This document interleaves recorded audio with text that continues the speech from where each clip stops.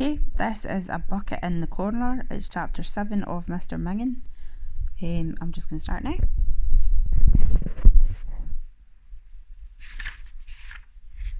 A Bucket in the Corner. This operation had to be tip-tap secret. Chloe waited until it was dark and then led Mr Mingin and the Duchess silently down her street before slipping through the side gate to her garden. "It's just a shed," said Chloe apologetically as they gaed inside his new house. "I'm sorry there's no ensuite bathroom, but there is a bucket in the corner just to hint the lawnmower. If you can use that if you need to go in the night." "Well, this is undeemesly kind, young Miss Chloe, thank you," said Mr Mingin with a muckle grin. Even the Duchess seemed to bow thank you, or at least cheers.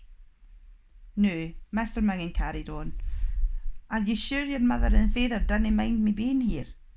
I would hate to be an unwelcome guest." Chloe gulped nervously about the lee she was about to say. No, they didn't mind at all. They're both just gay busy folk and they apologised they weren't able to be here right now to meet you in person. Chloe had picked a good time to settle Mr Mingin in.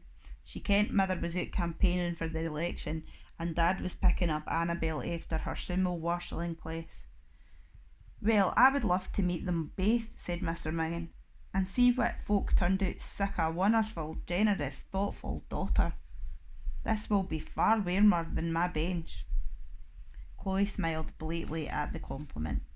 "Sorry about all these old cardboard boxes in here," she said. She started to move them out the road to give him space to lay down.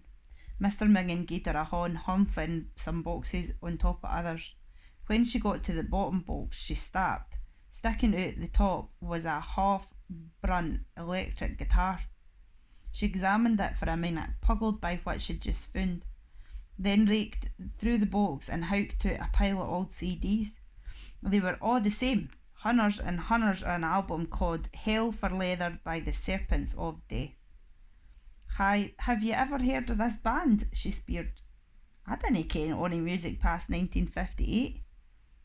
Chloe studied the picture on the cover for a minute.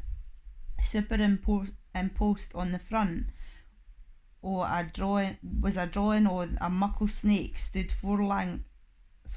Superimposed it on the front of a drawing of a muckle snake stood four long-haired, leather-jacketed types. Chloe's een gaed straight to the guitar player, who looked awfully like her father, only with a toused head of curly black hair. "I didn't believe it," said Chloe. "That's my da." She hadn't had any idea her da had ever had a perm, never mind being in a rock band. She didn't ken what was more shocking, the idea of him no being bald or the idea of him playing an electric guitar. "Are you sure about that?" said Mr Mingin. "I think so," said Chloe. "It looks awful like him anyway." She was eye-studying the album cover with a curious mixture of pride and embarrassment. "Well, we all hate our secrets, Miss Chloe. Now, what should I do if I need a pot of tea or a piece on sausage with a white bread and HP sauce on the side? Is there a bell I can ring?" Chloe kicked at him, a bit dumbfounded. She hadn't realised she was going to have to feed him as well as give him a place to stay. "No, there's no bell," she said. See that window up there? Yon's my bedroom." "Oh, aye. Well, if you need something, I'm going to flash that old bicycle light up to my window, then I can come down and take your order." "Perfection," exclaimed Mr Mingin. Being in the small space of a shed with Mr Mingin was starting to make it difficult for Chloe to breathe. The reek was especially off of the day. It was minging even by Mr Mingin's standards. "Would you like to hae a bath afore my family gets home?" Chloe said, full of hope, but even the Duchess kicked up at her master with a look of desperate hope in her blinking een. She was blinking cause of the reek. "Let me think." Chloe smiled at him, hoping he would say, "You're right, I'm howling. Duke my old Mingin diaper in the bath pronto." But he said, "Actually, I'll gie it a miss this month, thank you." "Oh," said Chloe, disappointed. "Is there anything I can get you right now?" Is there any afternoon tea on the go?" speered Mr Mingin.